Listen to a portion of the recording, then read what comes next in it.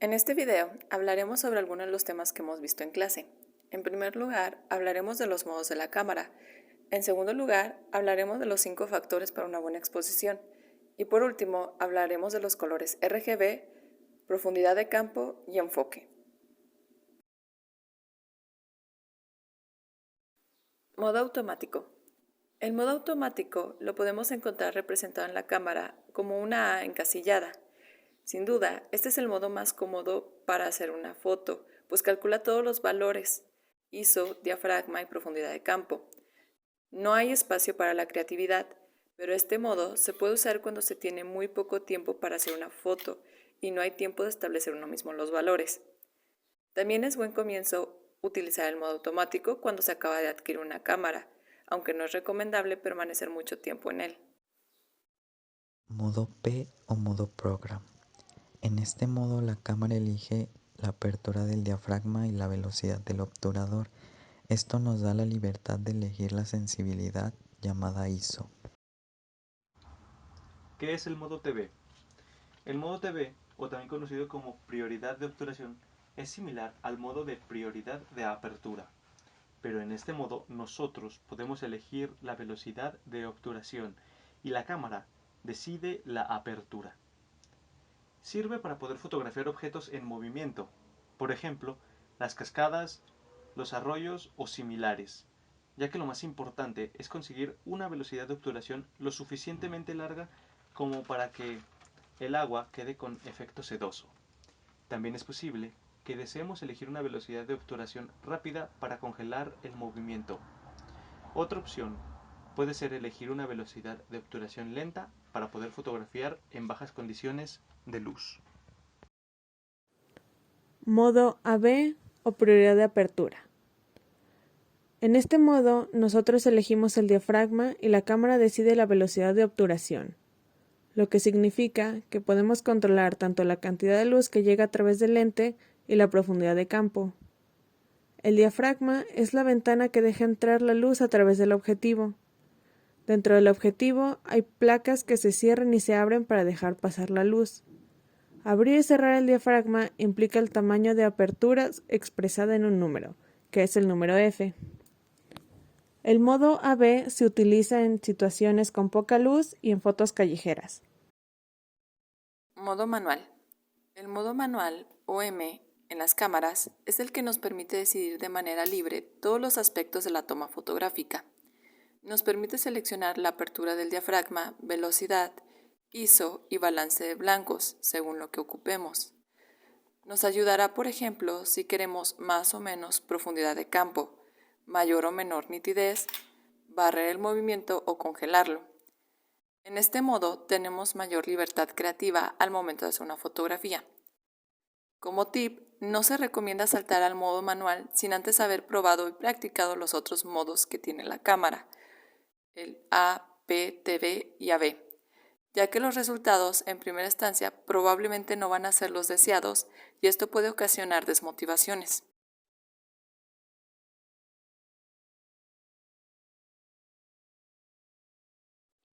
Tiempo o velocidad de obturación.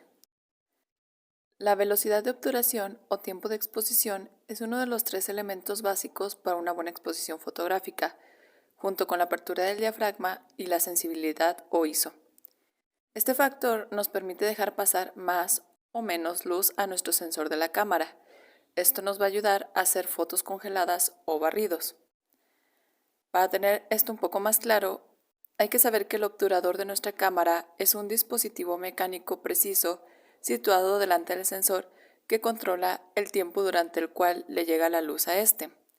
Está formado por 2 cortinillas, una que se abre para iniciar la exposición y otra que se cierra para finalizarla, y el espacio que quede entre ellas será por el que entre la luz.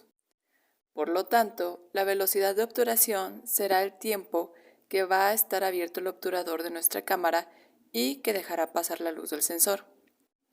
Bueno, la velocidad de obturación rápida o tiempo de exposición corto es que si trabajamos con velocidades de obturación rápida o tiempo de exposición cortos, la cámara abrirá y cerrará el obturador muy rápido. Esto hará que la cantidad de luz que entra en el sensor lo hará durante un breve periodo de tiempo. Por lo tanto, para lograr una buena exposición, deberemos compensarlo iluminando bien la escena a retratar o jugando con los otros dos parámetros del triángulo de la exposición, la apertura del diafragma y la sensibilidad o ISO. Si no lo compensamos, nuestra fotografía seguramente quedará subexpuesta, porque la luz ha pasado durante muy poco tiempo. Para una velocidad de obturación rápida suele considerarse la que se sitúa por encima de 1/60 segundos. A partir de esa velocidad, comprobaremos cómo nuestras imágenes son más estáticas y consiguen congelar el movimiento, y a medida que usemos velocidades más rápidas, ese efecto de congelar la acción será más evidente todavía. Ahora, la velocidad de obturación lenta o tiempo de exposición largo. Para la velocidad de obturación lenta o tiempo de exposición largo es todo lo contrario. Vamos a estar con el obturador de la cámara abierto durante más tiempo, y eso implica que dejaremos pasar más luz al sensor de la cámara. Para las situaciones en las que usemos una velocidad de obturación lenta, comprobaremos que no hará falta subir tanto el ISO ni abrir tanto el diafragma para conseguir una exposición adecuada. La velocidad de obturación lenta es la que se sitúa por debajo de 1/60 segundos. Con este tiempo de exposición, conseguiremos captar el movimiento producido por los objetos o sujetos que aparezcan en nuestra toma. Pero la misma fotografía podría salirnos movida por nuestro propio movimiento corporal. Por eso es importante usar un buen trípode para tiempos de exposición largos. La sensación que se genera utilizando estas velocidades es de dinamismo o barrida. La apertura del diafragma es la que se encarga de regular la cantidad de luz que pasa por el objetivo. La manera en que se representa es con los números F.